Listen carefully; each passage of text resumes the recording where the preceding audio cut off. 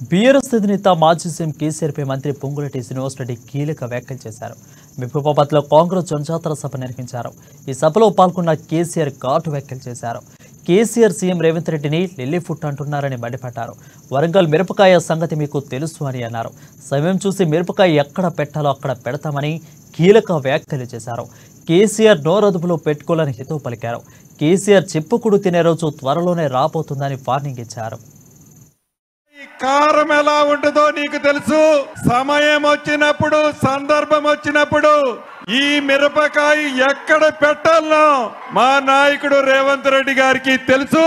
తప్పకుండా చెప్పకూడు తినే టైము దగ్గరలోనే ఉంది. నోరు అదుపులో పెట్టుకొని మాట్లాడాలని ఈ వేదిక మీద నుంచి ఛాలెంజ్ ఇస్తున్నాను.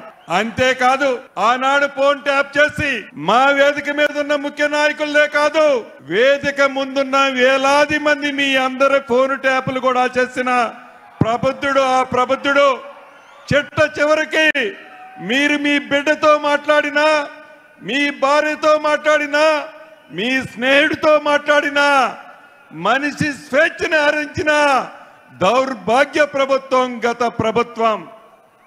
దాంట్లో